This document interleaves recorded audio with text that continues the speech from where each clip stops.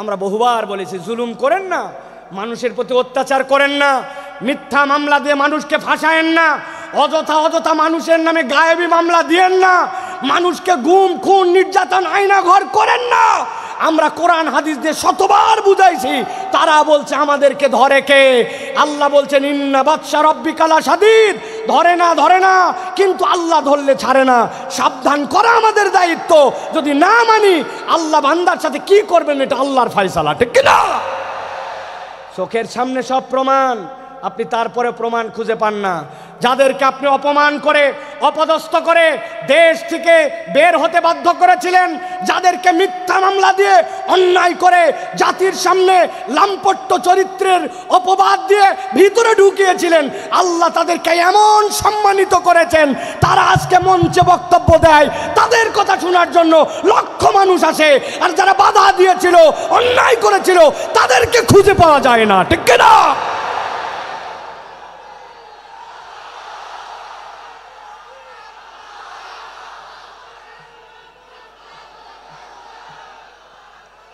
প্রিয় ভাইয়েরা, যুগে যুগে জালিমদের ব্যাপারে আল্লাহ রাব্বুল আলামিন একটা কথা বলেছেন, খবরদার তোমরা এটা মনে করো না আল্লাহ রাব্বুল আলামিন জালেমদের ব্যাপারে গাফেল।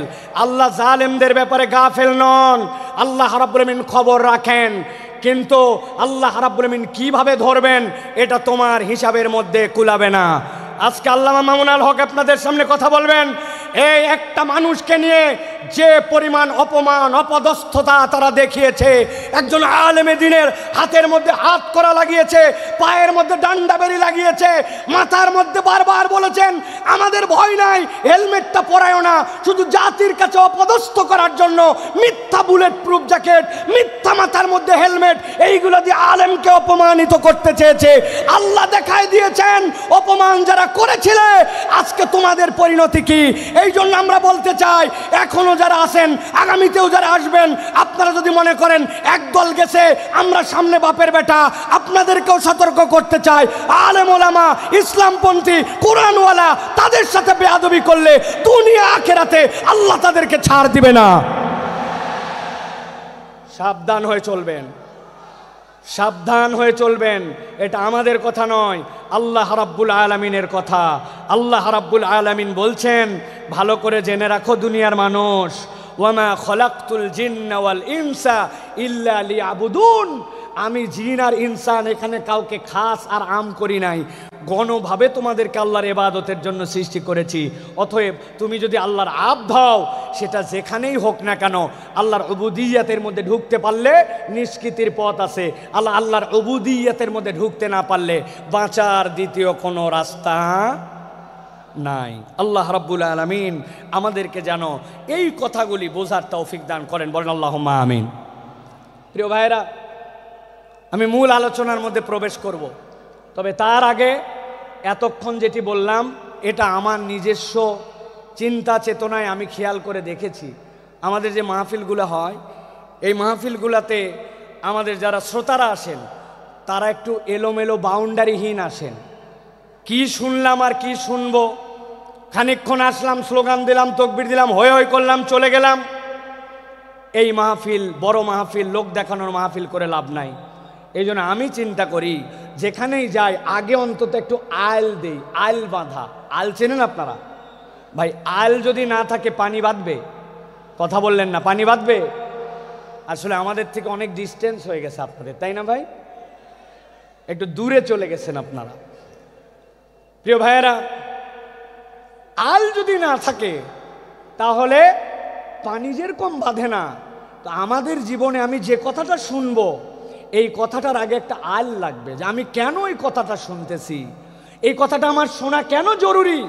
আমি তো আল্লাহ রাব্বুল আলামিনের পূর্ণ ইতাআতে ঢুকতে চাই, কিন্তু আমার জীবনভর এমন অপরাধ, এমন ভুলভ্রান্তি যে আমি কোনো লাইন খুঁজে পাই না, আমি কোন লাইনে যাব। তো ওই লাইনটা বোঝানোর আগে আমি একটু আইল দিলাম। এখন আপনাদের সহযোগিতা নিয়ে আমরা সরাসরি একটু তাফসীরের মধ্যে প্রবেশ করতে চাই। আপনারা প্রবেশ করতে চান? আছেন আপনারা ইনশাআল্লাহ? কারা কারা আছেন দুই হাত উঁচু করে একটু দেখান। কথা বলবেন না, কোনো কথা বলবেন না, চুপচাপ হাত নামান, হাত নামান, হাত নামান। হাত নামান, থামেন থামেন, তাকবীর দিয়েন না ভাই, কত সময় সংক্ষেপ, আপনাদের অনেক আবেগ আমরা জানি, তাকবীর দিয়েন না। একটু আপনাদের মোবাইলের লাইট আছে? আছে? একটু শার্ট করে 5 সেকেন্ড সময় দিলাম, জ্বলায় ফেলেন দেখি। হ্যাঁ, একটু জ্বলায় ফেলেন। যার যার মোবাইল আছে কথা বলবেন না, একটা কথা হবে না, একজনও না। জ্বলাইছেন? এবার হাতটা উঁচু করেন, 2 হাত, 2 হাত। যারা জ্বলাতে পারে নাই শিখায় দেন কেমনে জ্বলাতে হয়। হাত উঁচু করেন, হাত উঁচু করছেন, শক্ত করেন, শক্ত, একটু শক্ত, একটু ডাইনের দিকে নড়া দেন, এবার একটু বামে দেন, এবার একটু সামনে দেন, একটু পিছনে দেন, এবার একটু পিছনে টানা দেন, টানা দেন। এবার হাতটা সোজা করেন, সোজা সোজা সোজা করেন। এবার হাতটা এরকম করে নড়াচড়া দেন, 2 দিকে নড়াচড়া দেন। এবার হাতটা সোজা করেন, স্ট্রেট, নো নড়াচড়া। গলাটা পরিষ্কার করেন, ভালো করে দিছেন। এবার আমরা আকাশ বাতাস মুখরিত করে আল্লাহর একটা তাকবীর দিয়ে আলোচনার মধ্যে প্রবেশ করতে চাই। যারা আসমান জমিন মুখরিত করে একটা তাকবীর দিতে পারবেন তারা বলেন আল্লাহুম্মা আমিন। এই স্বেচ্ছাসেবক ভাইরা, আপনারা দিবেন না তাকবীর? নাকি আপনারা ওয়াজের বাইরে? আপনারা তো ওয়াজের ভিতরে। হাত সোজা করেন। কারা কারা জ্বলাতে পারে নাই শিখায় দেন, হাত সোজা করেন। সোজা করছেন? আল্লাহুম্মা আমিন বলেন। এবার একটা আকাশ বাতাস মুখরিত করে তাকবীর দেখতে চাই। আমি আল্লাহু আকবার আসতে বলবো, লিল্লাহি তাকবীর, আপনারা জোরে করে আল্লাহু আকবার বলবেন, যাতে কোনো বিতাড়িত শয়তান এখানে থাকতে না পারে। পারবেন ইনশাআল্লাহ? দেখে এটা তাকবীর দেন, লিল্লাহি তাকবীর, লিল্লাহি তাকবীর। আল কোরআনের আলো, আল হাদিসের আলো, তোমার নেতা আমার নেতা, তোমার নেতা আমার নেতা, আলেম ওলামা যেখানে, আল্লাহর আইন যেখানে,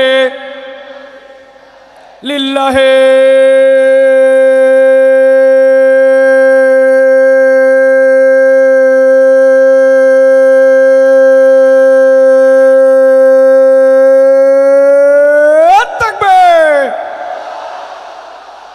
আলহামদুলিল্লাহ। হাত নামান, চুপ করে বসে যান, একটার কোনো কথা হবে না। এখন আমরা বিতাড়িত শয়তান থেকে আশ্রয় প্রার্থনা করে সরাসরি কোরআনুল কারীমের মধ্যে প্রবেশ করব। দাঁড়ায় বসে মহিলা প্যান্ডেলে, ছেলেদের প্যান্ডেলে, স্টেজে, এলইডি মনিটরের সামনে, ভিতরে বাহিরে, দেশে বিদেশে, কাছে দূরে, বাংলাদেশে লাইভে, নন লাইভে, যে যেখান থেকে দেখতেছেন সকলে একসাথে সমস্বরে আমার সাথে পড়েন, আউযু বিল্লাহি মিনাশ শাইতানির রাজীম, বিসমিল্লাহির রাহমানির রাহিম, ইন্নাল মুত্তাকিনা ফি জান্নাতি ওয়া উয়ুন, উদখুলুহা বিসালামিন আমিনিন। আমার আল্লাহ রাব্বুল আলামিন কিয়ামত পর্যন্ত আগত মানুষের কাছে বার্তা পৌঁছায় দিচ্ছেন।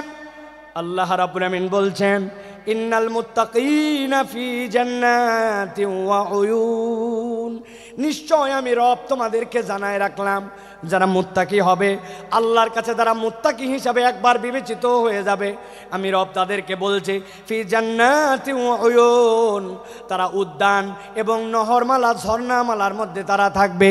জিজ্ঞাসা হচ্ছে, আল্লাহ রাব্বুল আলামিন এখানে মুত্তাকি দ্বারা কি বুঝান?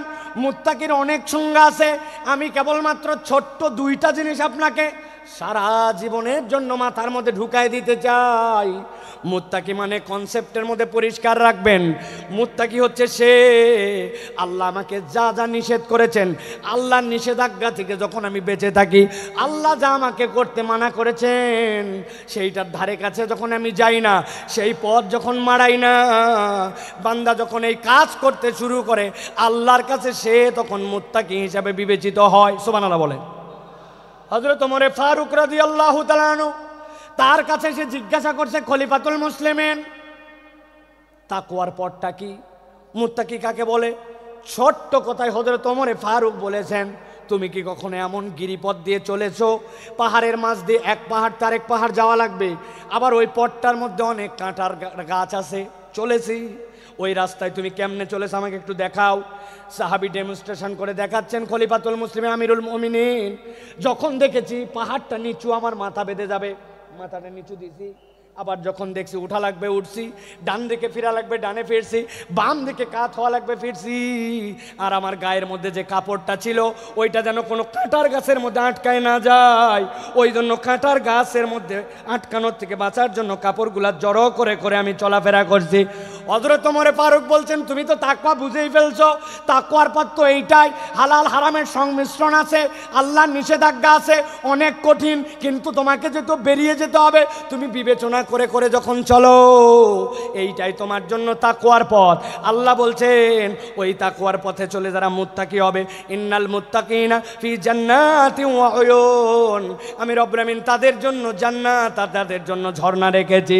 আল্লাহ ডাক দিয়ে বলবেন উদখুলুহা বিসালামিন আমিনিন, ওর মধ্যে তোমরা নিরাপত্তার সাথে প্রবেশ করো। আল্লাহ মূলত বুঝাতে চান আমার বান্দা যে একবার হবে, আমার এতাতকারী যে হবে, আমি তাকে জাহান্নামের জন্য সৃষ্টি করি নাই, আমি তাকে জান্নাত দিতে চাই। সুবহানাল্লাহ। কিন্তু বান্দা মনে মনে চিন্তা করছে, আমার তো গুনাহ খাতার কোনো শেষ নাই, আমি কেমনে বাঁচবো, আমি কেমনে এই পথকে গ্রহণ করব। আল্লাহ রাব্বুল আমিন বলছেন, বান্দা তুই ভয় পাস না, আমি তোর জন্য ঘোষণা করতেছি। রব্বুল আলামিন কোরআনুল কারীমের 5 নম্বর সূরা, সূরা মায়েদা এর 74 নম্বর আয়াতের মধ্যে বলছেন, আফালা ইয়াতুবুনা ইলাল্লাহ ওয়া ইয়াস্তাগফিরুনাহু ওয়াল্লাহু গফুর রহিম। আমার আল্লাহ বলতেছেন, এই দুনিয়ার মানুষ ভালো করে বোঝো, আমি রব তোমাকে বললাম আফালা ইয়াতুবুনা ইলাল্লাহ, তুমি কি আল্লাহর দিকে ফেরত আসবে না? ওয়াস্তাগফিরুনাহু, আর তুমি কি তোমার রবের কাছে ক্ষমা চাইবে না? এটার দ্বারা আল্লাহ কি বুঝাতে চান? তুমি যদি আল্লাহর কাছে ফেরত আসো আর যদি ক্ষমা চাও, আল্লাহ বলছেন আমি রব্বুল আমিন নিজেকে ঘোষণা দিলাম আল্লাহু গফুরুর রহিম, রব তাকে দয়াময় ক্ষমা করার জন্য রেডি আছে। সুবহানাল্লাহ। তাহলে আমাদের কাজ রব্বুল আলামিনের কাছে ফেরত আসা। আল্লাহ অন্য আয়াতে বলতেছেন, কুল ইয়া ইবাদিয়াল্লাযীনা আসরাফু আলা আনফুসিহিম, কুল, হে নবী আপনি বলে দেন, ইয়া ইবাদিয়া, হে আমার বান্দারা, আল্লাযীনা, যারা, আসরাফু, বাড়াবাড়ি করে ফেলেছো, আলা আনফুসিহিম, নিজেদের অন্তরের উপরে, লা তাকনাতু মির রাহমাতিল্লাহ, তুই তোর রবের দয়া থেকে কখনো ভরসাহীন হয়ে যাস না। ইন্নাহু হুয়াল গফুরুর রহিম, আল্লাহ বলছেন তোর রব নিশ্চয় ক্ষমাকারী আর নিশ্চয় তোর রব রহিম। আল্লাহ এরপরে বান্দাকে বলছেন ওয়ানিবু ইলা রাব্বিকুম ওয়া আসলিমু লাহু, আল্লাহর কাছে ফেরত আয় আর একবার বল আল্লাহ ভুল হয়ে গেছে, এখন আমি তোমার কাছে আত্মসমর্পণ করলাম। কোন পর্যন্ত ডিউরেশন? মিন ক্বাবলি আন ইয়াতিয়াকুমুল আযাব, আযাবের দিবস তথা কিয়ামত হওয়ার আগ পর্যন্ত একবার যদি বান্দা আল্লাহর কাছে ফেরত আসে, আল্লাহ বলছেন সুম্মা লা তুনসারুন, আর একবার যদি তোর মৃত্যু চলে আসে আর কেউ সাহায্য করতে পারবে না। আল্লাহ এই আয়াতগুলা সাক্ষ্য দেয় আল্লাহ বান্দাকে ক্ষমা করে দিতে চান। সুবহানাল্লাহ। এখন আপনাদের কাছে 2টা প্রশ্ন। 1 নম্বরে আল্লাহ রাব্বুল আমিন ক্ষমা করে দিতে চান, আমরা কি ক্ষমা পাইতে চাই? আল্লাহকে আমাকে শোনাতে হবে না, আমাকে শোনাতে হবে না, আমরা কি ক্ষমা পেতে চাই? আল্লাহ রাব্বুল আমিন ক্ষমা করতে চান, পেতে চাই। কিন্তু দ্বিতীয় জিজ্ঞাসা হচ্ছে, আল্লাহর কাছে ক্ষমা পেতে চাই, কিন্তু এজন্য আমাদের কি কোনো প্রচেষ্টা আছে? কি সমস্যা? আস্তে আস্তে আস্তে, 1জন 2জন বলেন, আপনারা চুপ করেন সবাই, শোনা যায় না, স্পষ্ট না? আল্লাহু আকবার। আমাদের মাইকালা ভাই, আমি আপনাকে কতগুলো পরামর্শ এখান থেকে দিয়ে যাই। আগামীকালকে সামনের যে 5-7 রো দেখতে পাচ্ছি, প্রত্যেকটা বাঁশে একটা বাঁশ পরপর 2টা করে টিউবলাইট লাগাই দিবেন। আর সামনের যে বাঁশ, এই বাঁশ থেকে সামনের দিকে 4টা বাঁশ পরপর 2টা হর্ন 2টা হর্ন 2টা হর্ন, যত সাউন্ড বাইরে থাক এই জায়গাতে কালকে লাগাই দিবেন। ঠিক আছে ভাই? আজকের মধ্যে একটু কষ্ট করে শুনি ভাই, হ্যাঁ? তারপরে আমরা নেক্সট এটা ঠিক করে ফেলবো ইনশাআল্লাহ। একদম চুপ করে যান সবাই। আমি মাইকের কাছাকাছি ফোকাস রেখে কথা বলার জন্য চেষ্টা করতেছি, যাতে আপনারা একটু কথাগুলো বুঝতে পারেন। প্রিয় ভাইরা, খুব গুরুত্বপূর্ণ কথা ভাই, কেবল তো কথা শুরু। আমরা ক্ষমা পেতে চাই এবং আমরা ক্ষমার প্রচেষ্টাও আল্লাহর কাছে করতে চাই, কিন্তু কোরআন হাদিসের পদ্ধতি অনুযায়ী ক্ষমা লাভের উপায় কি এ বিষয়ে আমাদের সকলের পরিষ্কার ধারণা নাই। আমি আপনাদের কাছে বলতে চাই, কোরআন হাদিসের বক্তব্য অনুযায়ী একজন বান্দার ক্ষমা লাভের সর্বনিম্ন 5টা উপায়। জিজ্ঞাসা করব, উত্তর দিবেন শুনতে পালে। ক্ষমা লাভের সর্বনিম্ন উপায় কয়টা? হয় নাই? সকলে হাতগুলা নিচে নামান, এরকম করে হাত নিচে নামাবেন। আমি জিজ্ঞাসা করব কয়টা, হাত তুলে সবাই একসাথে বলবেন 5টা। কোরআন হাদিসের আলোকে ক্ষমা লাভের সর্বনিম্ন উপায় কয়টা? সব হাত ওঠে নাই, আমি দেখতে পাইছি। আরেকবার চান্স দিব, হাত নামান। ক্ষমা লাভের সর্বনিম্ন উপায় কয়টা? আলহামদুলিল্লাহ, এই 5টা কথা শুনবো, আমার বক্তব্য শেষ হবে, এশার আজান হবে ইনশাআল্লাহ। ভালো করে খেয়াল করে শোনেন। ক্ষমা লাভের উপায় হচ্ছে 5টা। কয়টা? এর 1 নম্বর হচ্ছে ঈমান এবং নেক আমল। আস্তে করে বলেন, 1 নম্বরটা কি? নেক আমল। ঈমান, নেক আমল। বলেন, ঈমান, নেক। এই ওয়াজটা যেন বাড়িতে মুখস্থ যায়, এই জন্য আমি এত কষ্ট করতেছি। 1 নম্বর ঈমান এবং নেক আমল। আল্লাহ রাব্বুল আমিন বলছেন, ওয়াদাল্লাহুল্লাযীনা আমানু ওয়া আমিলুস সালিহাত মিনহুম মাগফিরাতাও ওয়া আজরান আযীমা। আল্লাহ বলছেন, দুনিয়ার মানুষ শোনো, ওয়াদাল্লাহ, আল্লাহ তোমার সাথে ওয়াদা করছেন। আপনি বাড়ির থেকে বেরিয়ে এসেছিলেন, বাচ্চা বলছে আব্বা আমার জন্য চকলেট নিয়ে আসবে।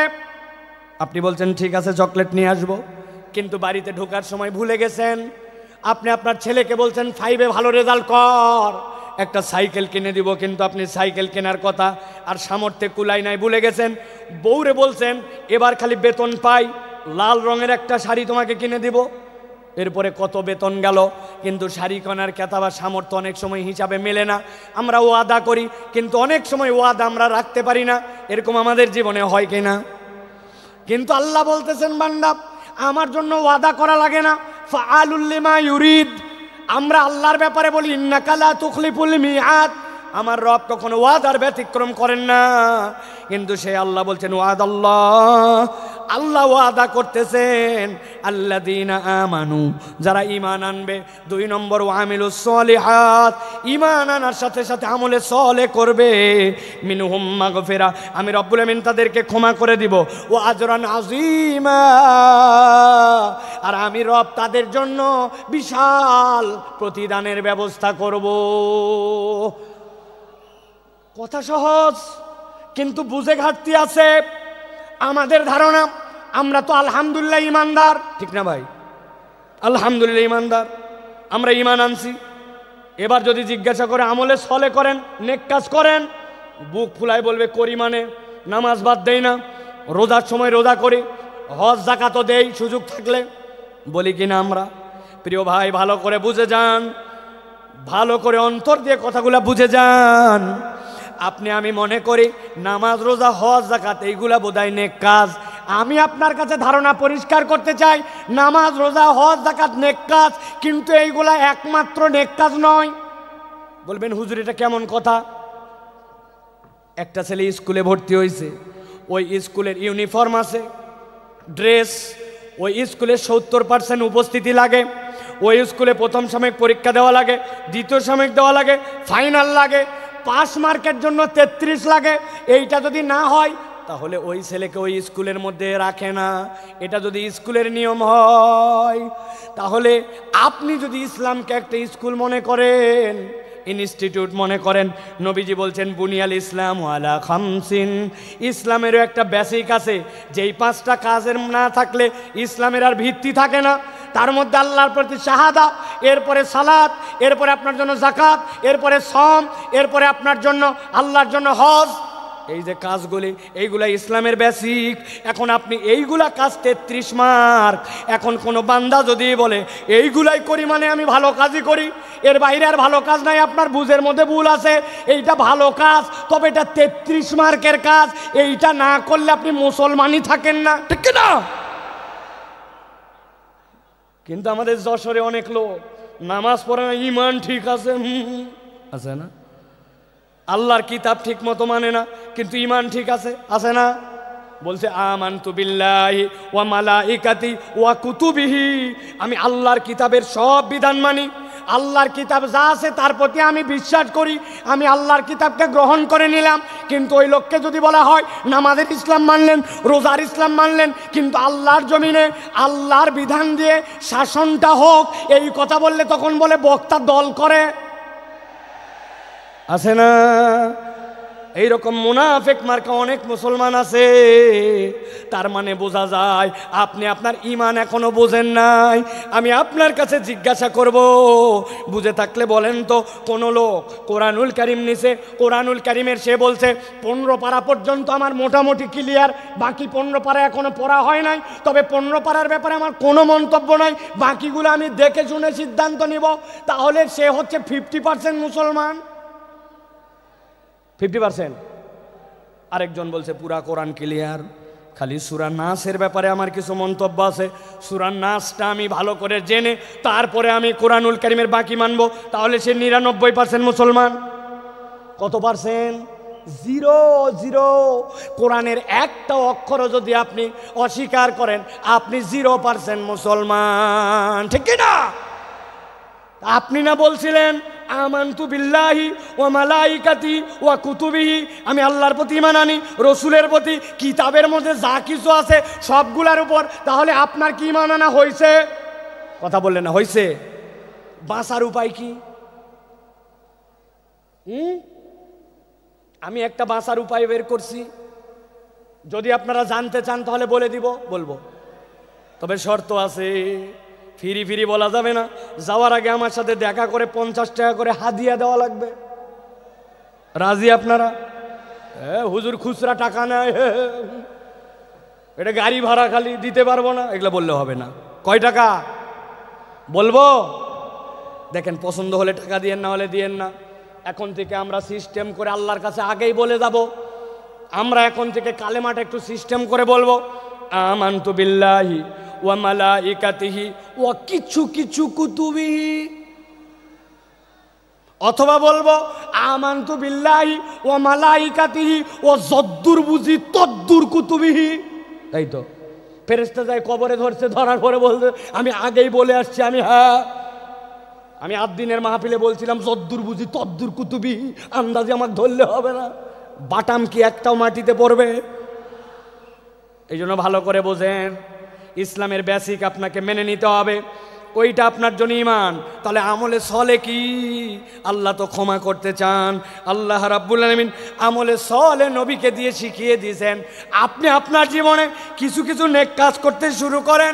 নবীজি বলছেন লিল মুমিনি আলাল মুমিনি সিত্তু খিসাল, একজন মুমিনের জন্য আরেকজন মুমিনের নিম্নতম 6টা দায়িত্ব আছে, আপনি এগুলা পালন করেন।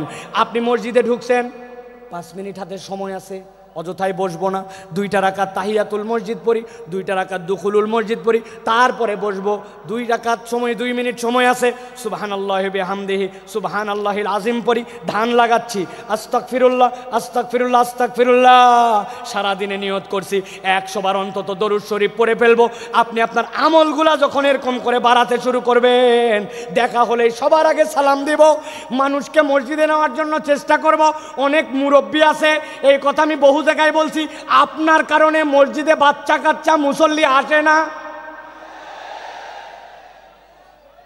আপনারা মুরব্বীরা রাগ করেন না, আমি কিন্তু আমার সবচেয়ে বাংলাদেশের সিনিয়র মুরব্বী ভাই, ওই ভাইয়ের দাওয়াতে কিন্তু এখানে আসছি, ভাই বলি যদিও উনি আমার অনেক সিনিয়র। ভালো করে বোঝেন, মুরব্বীদের কারণে অনেক মুসল্লিরা আসে না। বাচ্চা কাচ্চা মসজিদে আসে একটু হাসাহাসি করে না ভাই?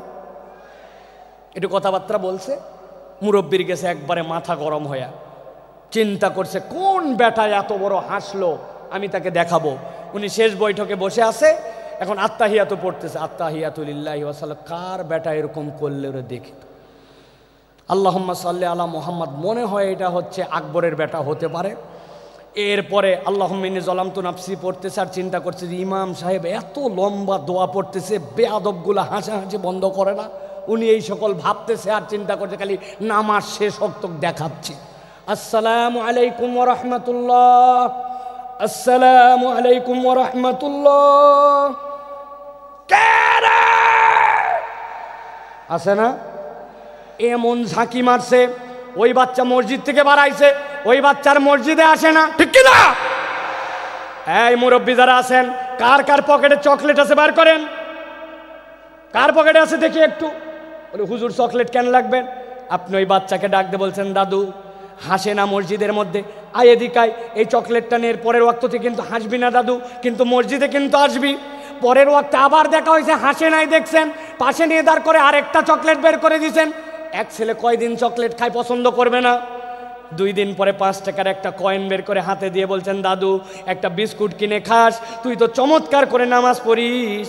আপনি ওই বাচ্চাটাকে নামাজে উৎসাহ দিয়েছেন, হঠাৎ করে একদিন আপনার মৃত্যুর ডাক এসে গেছে, কবরে চলে গেছেন। কিন্তু যেই বাচ্চাকে চকলেট দিয়ে আদর করে মসজিদ থেকে বের করেন নাই, মসজিদমুখী করছেন, 5 টাকার কয়েন দিয়া ওই ব্যক্তিকে আদর যত্ন করে মসজিদের মুসল্লি বানাই দিয়ে গেছেন, আপনি কবরে কিন্তু আপনার 20-25 টাকার ইনভেস্টমেন্ট, ওই বাচ্চা যতবার সিজদা দেয় আপনার আমল নামায় সওয়াব উঠে যায়। এর নাম আমলে সালেহ। আপনাকে টেকনিক করে আল্লাহর দিকে আগাতে হবে। আল্লাহ বলছেন, আমার বান্দা যদি আমানু আমিলুস সলিহাত মিনহুম মাগফিরা ওয়া আজরান আযীমা, আমার বান্দাকে আমি রব কেবল ক্ষমাই করব না, আমি বিশাল পুরস্কার দিয়ে দিব ঈমানের সাথে। এই জন্য আমলে সালেহ লাগবে। সাথে সাথে হাদিসের গবেষণায় বোঝা যায়, কোনো ব্যক্তি যদি আল্লাহ রাব্বুল আলামিনের কাছে গুনাহ মাফের উদ্দেশ্যে একবার ইস্তেগফার করে, রব্বুল আলামিন তাকে আরও 3টা নিয়ামত দেন। 1 নম্বরে রব্বুল আলামিন ওই বান্দার কঠিন অবস্থা থেকে উদ্ধার করে দেন। 2 নম্বরে তার দুশ্চিন্তা দূর করে দেন। 3 নম্বরে তার রিজিকের পেরেশানি আল্লাহ তুলে দেন। সুবহানাল্লাহ। তাহলে ক্ষমা লাভের উপায় কয়টা? ভুলে গেছেন কয়টা? 5টা। 1 নম্বর গেল, এবার চলেন 2 নম্বর। 2 নম্বর হচ্ছে আল্লাহর কাছে ক্ষমা চাওয়া। বান্দা যদি ক্ষমা পেতে চায়, আল্লাহর কাছে তাকে ক্ষমা চাইতে হবে। আল্লাহ রাব্বুল আমিন বলছেন, وَمَن يَعْمَلْ سُوءًا أَوْ يَظْلِمْ نَفْسَهُ ثُمَّ يَسْتَغْفِرِ اللَّهَ يَجِدِ اللَّهَ غَفُورًا رَحِيمًا। আমার আল্লাহ বলছেন, বান্দা ভালো করে বুঝো, ওয়ামাই আমাল, তোমাদের মধ্যে যে করে ফেলে, সুআন কোনো গুনাহ, আও ইয়াজলিম নাফসাহু, অথবা নিজের উপরে সে জুলুম করে ফেলছে, সুম্মা ইস্তাগফিরিল্লাহ, 1 মুহূর্ত দেরি করে নাই, তার রবের কাছে সে ইস্তেগফার করেছে। আল্লাহ বলছেন, কেউ যদি আল্লাহর কাছে ইস্তেগফার করে, ইয়াজিদিল্লাহ গফুর রাহিমা, আল্লাহর কাছে ইস্তেগফার করলে আল্লাহকে সে দয়াময় ক্ষমাশীল হিসাবে পাবে। সুবহানাল্লাহ। আল্লাহ চান আমার বান্দা আমার কাছে মাপ চাক, কিন্তু ওই মাপ চাওয়াটা যেন মাথা খাটানো মাপ চাওয়া হয়, ওই মাপ চাওয়াটা যেন ঠোঁটের মাপ চাওয়া না হয়, ওই মাপ চাওয়াটা যেন স্বয়ং বেয়াদবি না হয়। অনেক সময় বাচ্চা কাচ্চাকে বাপ মা কারোর সাথে বেয়াদবি করলে বলে, বল সরি, বল সরি, বল। ওই বাচ্চা এমনভাবে সরি বলে, সরি বলাটাও একটা বেয়াদবি, সরি এমনভাবে বলছে। তো আমরাও অনেক সময় আল্লাহর কাছে বেয়াদবের মতো মাপ চাই। আপনারা বুঝতে পারেন নাই আমার কথা, জন্য এই কথাটার সাথে সাড়া দেন নাই। আমরা আল্লাহর কাছে অনেক সময় বেয়াদবের মতো মাপ চাই। ঠিক বলছেন যারা বোঝেন নাই। এক্সাম্পল দিয়ে বুঝাই। ইমাম সাহেব সালাম ফিরাচ্ছে, খেয়াল করেন, আসসালামু আলাইকুম ওয়া রাহমাতুল্লাহ, নামাজ শেষ, আসসালামু আলাইকুম ওয়া রাহমাতুল্লাহ আছে। আপনি কি বলছেন আল্লাহর কাছে? আরেকটা বুঝায়, এমপি সাহেবের কাছে গেছেন, একটা চাকরি দরকার আপনার ছেলের জন্য, সুন্দর করে যাই এমপি সাহেবের কাছে বলতেছেন, মাননীয় এমপি সাহেব আপনার কাছে আসছি, আমার ছেলের কাছে চাকরি দরকার, জরুরি ভিত্তিতে, আপনার অনেক ক্ষমতা আছে, চাকরি দরকার, মেহরবানি করে দ্রুত আমাকে চাকরি দেবেন, আসসালামু আলাইকুম রহমতুল্লাহ। এমপি সাহেব বলছে পাগলটা কোত্থেকে আসছে রে, এটা আস্তা বেয়াদব। কথা বললেন না, অত দূর গেলাম না, আমি হুজুরের কাছে আসছেন, হুজুর আমার ছেলেটা অসুস্থ, আমার ছেলের জন্য আপনি দোয়া করবেন, মেহরবানি করে আসসালামু আলাইকুম রহমতুল্লাহ। হুজুর বলবে কি রে, পাগল না ছাগল রে, আমার কাছে এত জোরে এসে দোয়া চাচ্ছে। আপনি হুজুর, আপনি এমপি সাহেব, আপনি লোকের কাছে যদি এরকম করে চান তাইলে ওই লোক আপনাকে বেয়াদব বলে। আর আল্লাহর কাছে আমার প্রয়োজন, কিন্তু আমি এমনভাবে আল্লাহর কাছে চাই, 2টা মিনিট হাতের সময় নাই, মনোযোগ দিয়া কায় মনোবাক্যে দিল লাগায়া আল্লাহর কাছে সিজদায় পড়ে 5 মিনিট 10 মিনিট ধরে কেঁদে কেঁদে আল্লাহর কাছে আমরা মাপ চাই না, অথচ আমার গুনাহ খাতার কোনো শেষ নাই। আপনাদের অবস্থা জানি না, আজকে সকাল থেকে আমার গুনাহ যদি আমার কপাল দিয়ে লেখা হতো নিয়ন সাইনের মতো, স্টেজে উঠতে দিত না। অনেক মুরব্বী মানুষ মনে করছে বোধহয় মুরব্বীর দাড়ি পেকে গেছে, গুনাহ নাই। একটা মহিলা তার সামনে দিয়ে চলে গেছে, অন্তরের মধ্যে এমন কথা উদয় হয়েছে, ওইটা যদি বাহিরের মানুষ জানতো, দাড়িওয়ালার আর ইজ্জত থাকতো না। জানা গুনাহ, অজানা গুনাহ, ভুলে যাওয়া গুনাহ, আমার আপনার আমল নামায় গুনার কোনো শেষ নাই। কিন্তু আল্লাহর কাছে কায় মনোবাক্যে দিল দিয়ে 5 মিনিট চাওয়ার মতো সময় নাই, ঠিক কিনা? এই জন্য বলছি, আমি এমনি এমনি বলি নাই যে আল্লাহর কাছে বেয়াদবের মতো চাওয়া যাবে না। ক্ষমা চাওয়া মানে কি খালি আস্তাগফিরুল্লাহ আস্তাগফিরুল্লাহ আস্তাগফিরুল্লাহ, এটা নয়। আপনি দিল থেকে অনুতপ্ত হইয়া আল্লাহর কাছে চাওয়ার মতো যদি চান, আমি মাঝে মাঝে বলি, আপনাদের কাছেও বলি, ও ভাই আপনার নামাজটাকে একটু সুন্দর বানান। আমি নামাজ সুন্দর বানানোর জন্য একটা শুধু পরামর্শ দেই, আজকের থেকে শপথ নেন, আপনার জামাত ছাড়া ব্যক্তিগত যত সুন্নত নফল আমি 7 তাসবির নিচে রুকু সিজদা আর দিব না। রাজি? সুবহানাল্লাহ সুবহানাল্লাহ সুবহানাল্লাহ সুবহানাল্লাহ সুবহানাল্লাহ সুবহানাল্লাহ, এরকম 60টা তাসবিহ পড়ব রুকুতে, সুবহানা রাব্বিয়াল আযীম সুবহানা রাব্বিয়াল আযীম সুবহানা রাব্বিয়াল আযীম, এরকম করে 60টা তাসবিহ রুকুতে, 60টা তাসবিহ সিজদাতে। আমার নফল ব্যক্তিগত নামাজ আজকের থেকে 60টা তাসবির নিচে হবে না। রাজি আছেন ইনশাআল্লাহ? হঠাৎ করে উঠে গেছি 3 বার পরে, রেগুলার অভ্যাস, আবার টাইট করছি পরের রাকাত থেকেই, না আমি তো 7 তাসবির নিচে উঠবো না। আমি আল্লাহর কসম করে বলতেছি, আপনার নামাজের 50% সুন্দর হয়ে যাবে। তাহলে 2 নম্বর আল্লাহর কাছে ক্ষমা চাওয়া, 3 নম্বরে আল্লাহর কাছে তওবা করা। বলেন 3 নম্বর তওবা করা। বলেন। অনেকে বলবেন হুজুর ইস্তেগফার আর তওবার মধ্যে কি পার্থক্য? একটু আগেই তো বললেন ইস্তেগফারের কথা, ক্ষমা চাওয়ার কথা, তাহলে তওবার মধ্যে পার্থক্য কি? তওবার রকম আছে 4টা, দীর্ঘ আলোচনা সেদিকে যাব না, কিন্তু তওবার মানেটা ভালো করে বোঝেন। আল্লাহ কোরআনে বলেছেন, তুবু ইলাল্লাহি তাওবাতান নাসুহা, তোমরা আল্লাহর কাছে তওবা করো, তওবাটা যেন নাসুহা হয়। কি হয় নাসুহা মানে কি? আরবিতে নাসুহা শব্দটার উৎপত্তি স্থল 2টা, হয় নাসাহাতুন বা নাসাহাতুন।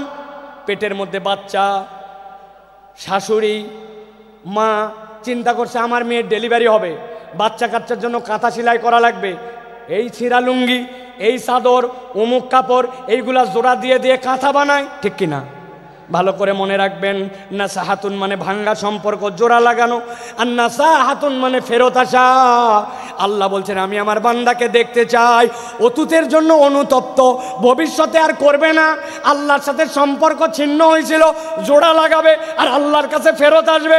একবার যদি তুমি তওবা করতে পারো, আল্লাহ বলছেন আমি তোমার সব গুনাহ খাতা মাফ করে দিতে রেডি আছি। আল্লাহ কোরআনে বলছেন, ওয়া হুয়াল্লাযী ইয়াকবালুত তাওবাতা আন ইবাদিহি ওয়া ইয়াফু আনিস সাইয়্যাত ওয়া ইয়ালামু মা তাফআলুন।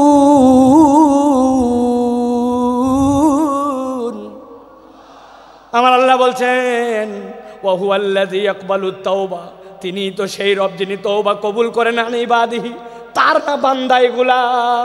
আল্লাহ বলছেন ওই আফু আনিস সাইয়্যাত, আর তিনি তো তার দোষ ত্রুটিগুলা ক্ষমা করে দেন। ওই আলামু মা তাফালুন। যুবক রে, মোবাইলে এমবি কিনে রাত্রে কি দেখেছো? বাহিরে জুব্বা টুপি লাগায়া ঘুরছো, মানুষ হুজুর হুজুর বলছে, কিন্তু নামাজের অবস্থা কি ছিল, আমলের অবস্থা কি ছিল, ভিতরের অবস্থা ছিল কেউ জানে না। আল্লাহ বলছেন মৃত্যুর খাটলি সকলের কাছে লেগে যাবে, কিন্তু আল্লাহ সব জানেন। আল্লাহ চান আমার বান্দাকে আমি ক্ষমা করে দেই। এই জন্য আল্লাহ বলছেন বান্দা যেন আল্লাহর সাথে ভাঙা সম্পর্ক জোড়া লাগায়, আর আল্লাহর কাছে যেন বান্দা ফেরত আসে। সুবহানাল্লাহ। ভাঙা সম্পর্ক জোড়া লাগায় তওবা করে করে যদি আল্লাহর কাছে ফেরত আসে, আল্লাহ কেমন পছন্দ করেন। নবীজি বলছেন এক লোক মরুভূমির পথে রওনা হয়েছে, উটের পিঠের মধ্যে তার খাবার। 7 দিনের রাস্তা ধরেন, অর্ধেক পেরিয়েছে। যেই না অর্ধেক রাস্তা পার হয়েছে, যাওয়ার পরে একটু গাছের নিচে ক্লান্তি আসছে, ঘুমায় গেছে। ঘুমায় যাওয়ার পরে ঘুম থেকে উঠেছে, উঠার পরে দেখে হায়রে আমার যে খাবার সব উঠ ছিল, উঠ নাই, উঠ পালায় গেছে। মরুভূমিতে যদি কারো উঠ পালায়, ওই উঠ আর ফেরত আসে না। ওই বান্দা জানে সামনে 3 দিন যে আগাবে এই তার ক্ষমতা নাই। মরুভূমি যে গরম, একদিনে শেষ হয়ে যাবে। পিছনে যে বাড়িতে ব্যাক করবে সেই সুযোগ নাই। ওই লোক তো ঘাবড়ায় গেছে, নিশ্চিত এখন নিশ্চিত আমার মৃত্যু। মৃত্যুর চিন্তায় ওই লোক আবার ঘুমায় গেছে। আল্লাহর নবী বলছেন এরপরে হঠাৎ করে সে উঠেছে, উঠার পরে দেখে উটটা আবার তার সামনে এসে হাজির হয়ে গেছে। ওই উটার পালায় যায় নাই, খাদ্য নিয়ে তার সামনে দাঁড়ায়া উত্তেজিত হয়ে সে বলছে, আয় আল্লাহ, আপনি আমার গোলাম আর আমি আপনার মাবুদ। যদিও কথাটা হাকিকি না, কিন্তু আনন্দে উত্তেজিত হয়ে বলছে। আসলে বলার কথা আল্লাহ আপনি আমার মাবুদ আর আমি গোলাম, কিন্তু উত্তেজনায় কথা ঘুরে গেছে। নবী বলছেন হারানো উট পেয়ে উটের মালিক যেরকম খুশি হয়, কোনো বান্দা যদি 1000 ভুল করুক না কেন, একবার তওবা করে আল্লাহর কাছে ফেরত আসে, আল্লাহ এর থেকে অনেক বেশি খুশি হয়ে যায়। সুবহানাল্লাহি বিহামদি। এই জন্য প্রিয় ভাইরা, আল্লাহর কাছে তওবা করে আমাদেরকে ফেরত আসতে হবে। তাহলে 1 নম্বর ঈমান এবং নেক আমল, 2 নম্বর আল্লাহর কাছে ক্ষমা চাওয়া, 3 নম্বর তওবা করা, 4 নম্বর তাকওয়া অর্জন করা। কি করা? তাকওয়া অর্জন। আল্লাহ বলছেন ইন্নাল্লাযীনা ইয়াখশাউনা রাব্বাহুম বিল গায়ব লাহুম মাগফিরাতুন ওয়া আজরুন কাবীর, মাগফিরাতুন ওয়া আজরুন কাবীর।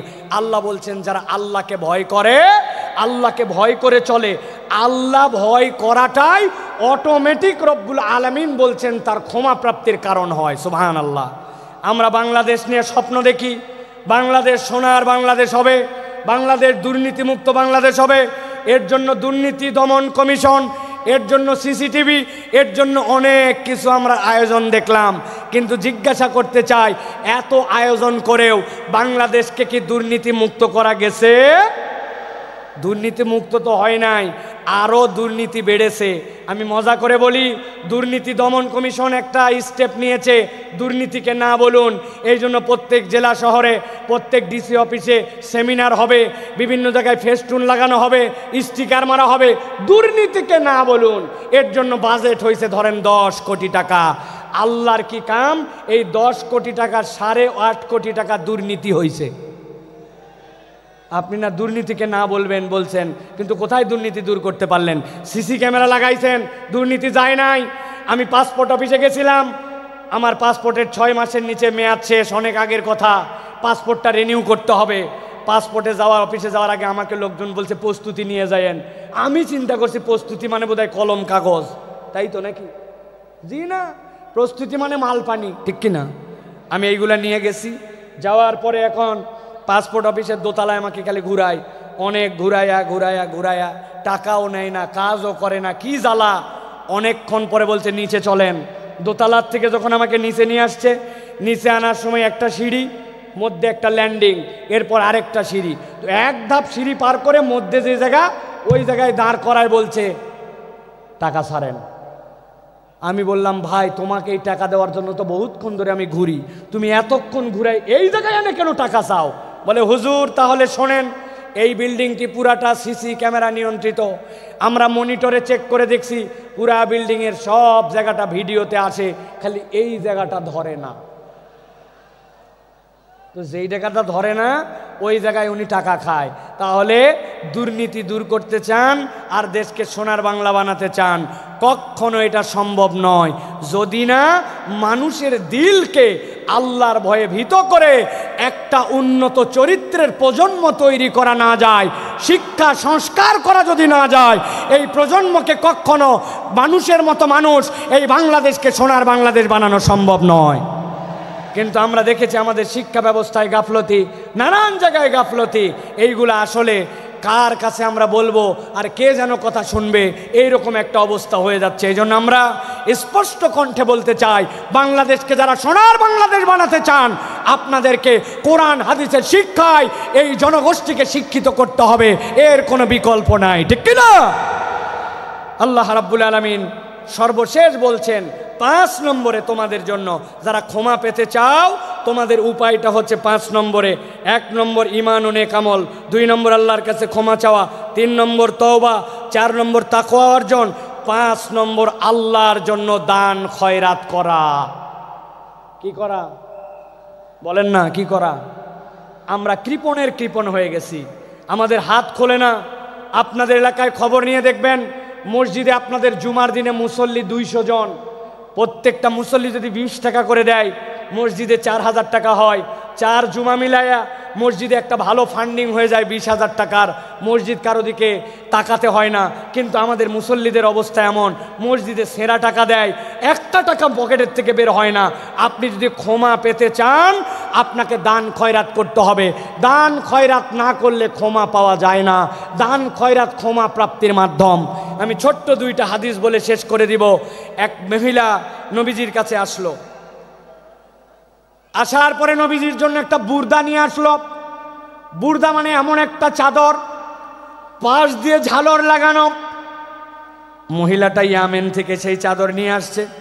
সাহাবীরা বলছে, নবী সাল্লাল্লাহু আলাইহি ওয়াসাল্লামের কাছে আসে যখন বলল, হাযা হাদিয়াতুল লাকা ইয়া রাসূলুল্লাহ, নবীজি এমনভাবে হাত পেতে ওইটা নিলেন যেন কতই না তার প্রয়োজন।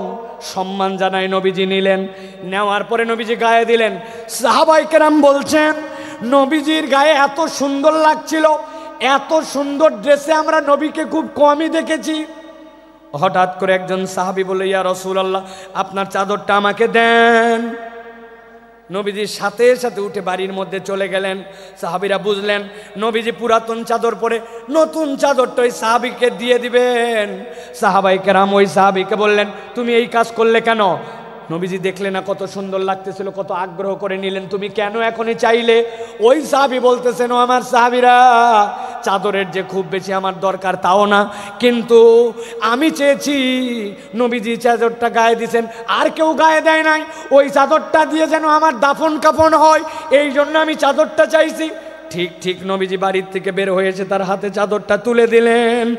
আল্লাহ নবীর কাছে কেউ চেয়েছে আর ফেরত গেছে এরকম কোনো প্রমাণ নাই। এক মহিলা নবীজির জন্য কয়টা খেজুর আর একটা শশা নিয়ে আসছে। যাদের শরীরে এনার্জি পান না, শরীর ভালো হয় না, পেটের অসুবিধা নানান কিছু, আপনি শশা আর খেজুর মিলায় খাবেন, আল্লাহ চাইলে আপনার শরীরকে আল্লাহ চাঙ্গা বানায় দিবেন। নবীজি পছন্দ করতেন, ওই মহিলা নিয়ে আসছে এইটা। নবীজি এক বাটির খেজুর ঢেলে শশাটা ঢেলে নিয়ে নবীর কাছে যতগুলা স্বর্ণালঙ্কার ছিল সবগুলা তুলে বাটির মধ্যে ভরছেন, ভরে তার কাছে তুলে দিছেন। ওই মহিলা তো ঘাবড়ায় গেছে, কয় খেজুর আর শশার বিনিময়ে আল্লাহ নবী এত কিছু দিয়ে দিলেন। নবীজি সর্বোচ্চটা দেখাই দিয়ে গেছেন, উম্মতের কাছ থেকে কেউ যেন ফেরত না যায়। সুবহানাল্লাহ। অতএব আপনি যদি আল্লাহর কাছে ক্ষমা পেতে চান, দান খয়রাত আপনাকে বাড়াতে হবে। হযরত আলী কাররামাল্লাহু ওয়াজহাহু, তার অভ্যাস ছিল, তিনি যদি আল্লাহর কাছে ইস্তেগফার আর তওবা করতেন, যতবার তওবা করতেন ততবার সাদাকা করতেন। নিয়ত করছি ফজরের নামাজ আর বাদ দিব না, কিন্তু বাদ হয়ে গেছে। তওবা করছি, আল্লাহ আগামীকালকে থেকে ঠিক করব, কিন্তু 100 টাকা পানিশমেন্ট দিয়ে দিছি।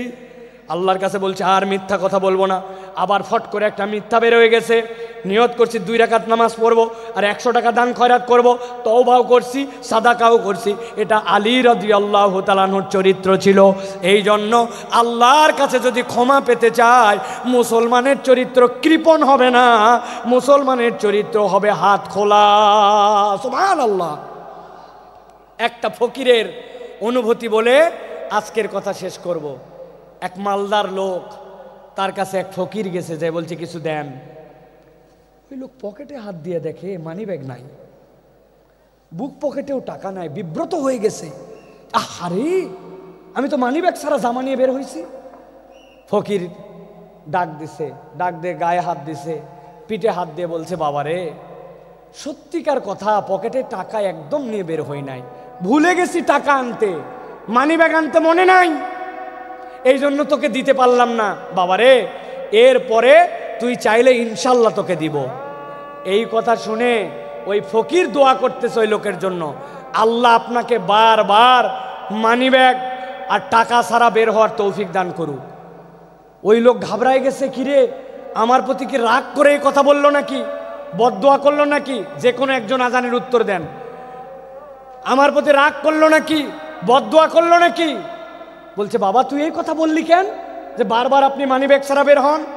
ও বলতেছে, শোনেন, টাকা চাইলে তো কতকেই দেয়, ভালো মনে দেয়, খারাপ মনে দেয়, অনেক টাকা দেয়, কিন্তু আমরা যারা দরিদ্র মানুষ, হত দরিদ্র মানুষ, মানুষ আমাদের সাথে একটু সুন্দর করে কথা বলে না, কেউ একটু গায়ে হাত দিয়ে আদর করে কথা বলে না, টাকা চাইলে টাকাটা দেওয়ার সময় কেমন করে জানি দেয়। আমরা তো একটু ভালোবাসাও দাবি করি। তো আজকে আপনার পকেটে মানি ব্যাগ না থাকার কারণে যে গায়ে হাত দিয়া, মাথায় হাত দিয়ে আদর করে আপনি ভালোবাসা দিছেন, ওইটা আমার অনেক বেশি দরকার। এই জন্য দোয়া করছি, আপনি মানি ব্যাগহীন আসেন, তাহলে আমি আদরটা অন্তত পাবো।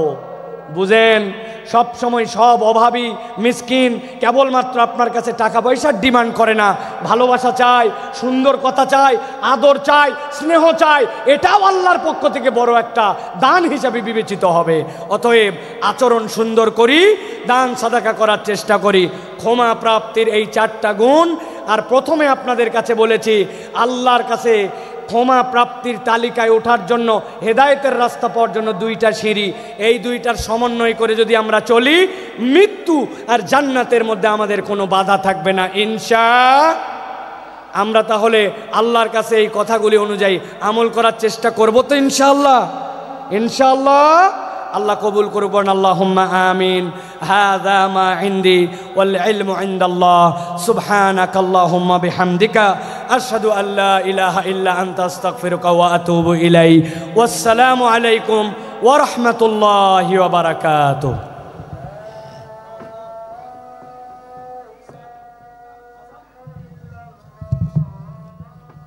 তাকবীর, নারায়ে তাকবীর, নারায়ে তাকবীর। বিশিষ্ট ইসলামিক স্কলার, আমাদের অত্যন্ত প্রিয় ভাজন শায়খ আব্দুল হাই সাইফুল্লাহর আলোচনা আপনাদের কেমন লেগেছে? একটু জোরে বলুন না, কেমন লেগেছে? আলহামদুলিল্লাহ। আর একটু জোরে বলুন।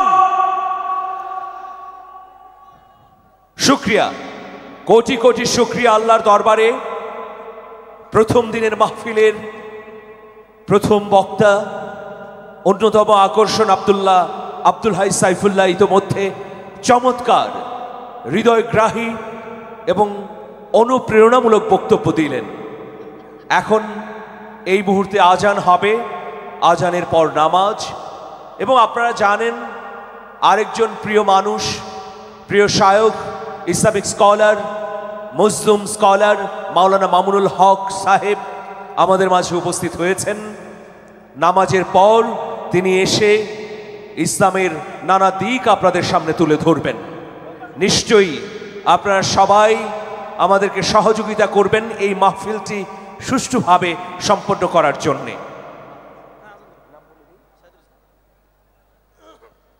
এখন আজান হবে, আজান দেবেন বিশিষ্ট আলেম মাওলানা সাইদুল ইসলাম। আমি মুহতারাম সাইদুল ইসলামকে আজান দেবার অনুরোধ করছি।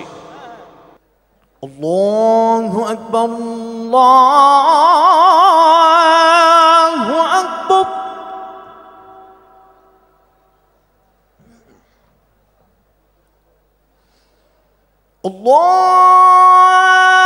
الله أكبر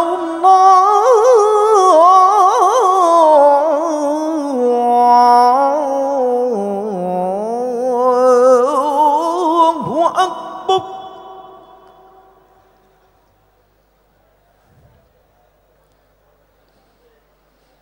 أشهد أن لا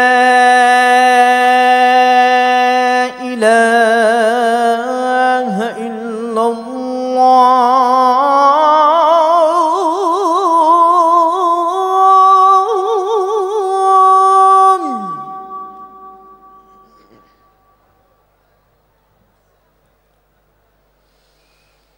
أشهد أن لا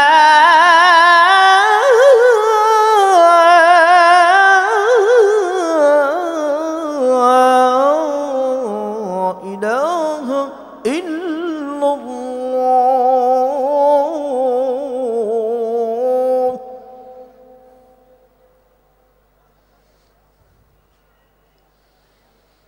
أشهد أن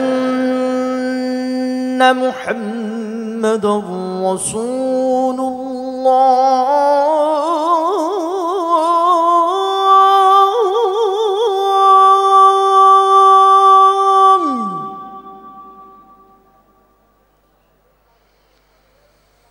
أشهد أن محمدًا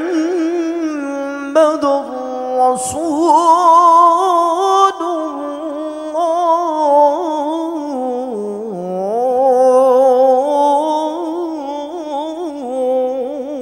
الله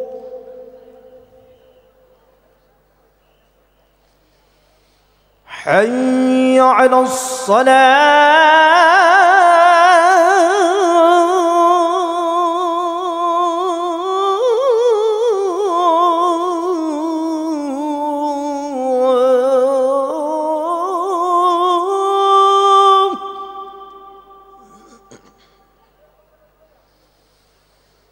حي على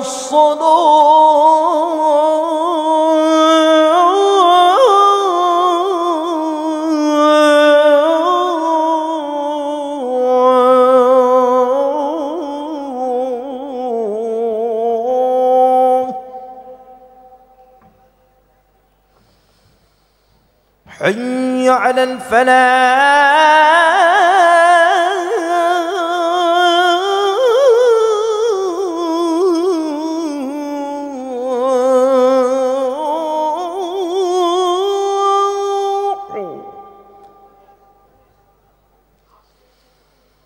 حي على الفلاح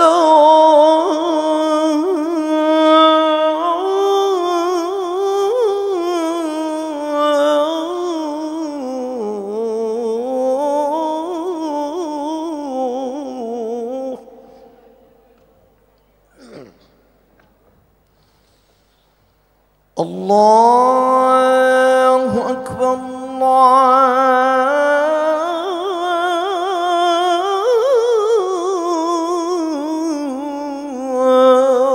الله أكبر